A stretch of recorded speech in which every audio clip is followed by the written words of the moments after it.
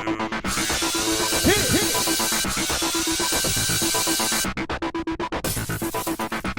guys, welcome to another recap of Celebrity Apprentice. Last time, LaToya was fired instead of Star Jones, and that really pissed off Nene. And she wants revenge. She wants to take down Star Jones' lawyer. John Rich gets to deliver his check, and let me tell you, that's probably the best part of the show. I love that little kid that he gave the check to. He is so sweet. The task this week is they need to produce a hair show for BioSilk and Chi. Two products that I definitely use and I love. Alright, so they're getting spotted 2 stylists per team and 4 models. The PMs, why? It's Lil Jean and Nene. But the only reason why Nene is the project manager is because Star told her that she should be. So Nene calls out Star, and it got pretty ugly, right in front of everybody and in front of the CEO of the company of Chi and BioSilk. It was not pretty, and Nene was relentless on Star. She took her ass down.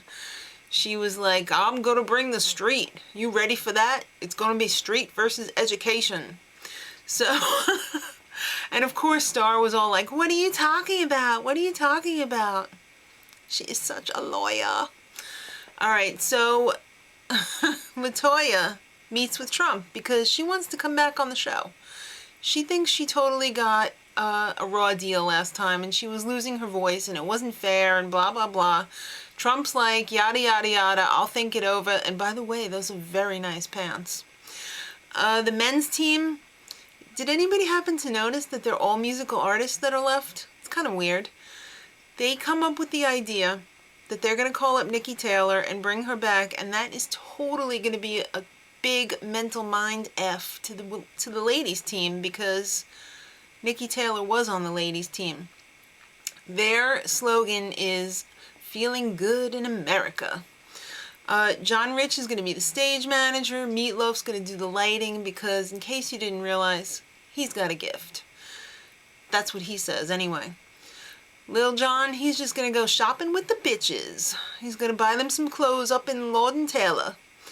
Meatloaf spends a lot of time in the bathroom. I think he's probably got something wrong with his digestion. I mean, he's probably not eating a regular diet being on the show and everything, so I think he could probably use a couple Fiber One bars. Nikki came and brought a lot of models with her, so calling her was actually a very good idea. The ladies team, well, you can guess. It's awkward because of the big Nene Star fight. But their slogan that they came up with is Shake Your Beauty, which I thought was really good. Hope is tired of being a model, though. She's really tired of being asked to do all the model-y type things because she's not really a model. She doesn't walk a runway. She's just a whore who takes off her clothes for money. She's a flesh peddler. So, I mean, that's not really a model. Seriously. Hope and Marley go shopping, and all Hope can think about is shopping for herself. Pretty stupid, right? So Star was working on the PowerPoint because that's what she does. That's like the only thing she can do. And Nene calls her the evil fat brain lady. They were late for the day of the show. That was really dumb.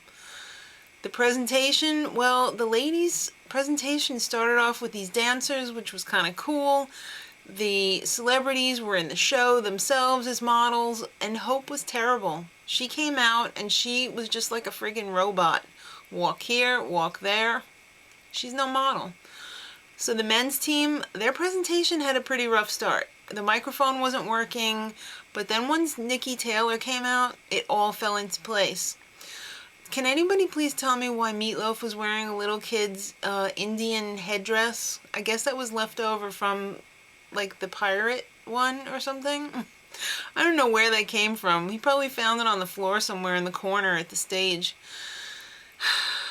The ending of the men's presentation was phenomenal. They know the secret. You end on a freaking high note. And they had the Mardi Gras queen come out, and they had beads for everybody, and they were throwing them into the crowd, and they said they didn't even have to flash their boobs. It was great.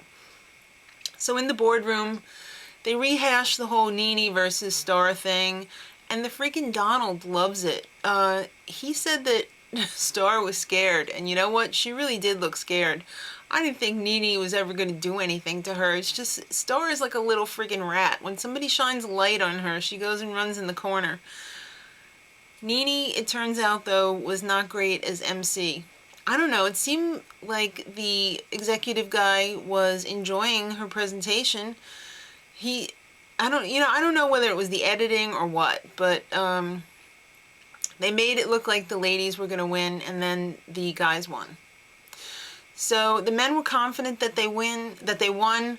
They didn't stress safety enough, though, but they did win. And then Trump trots out LaToya and says, "I've never done this before, and I will never do it again.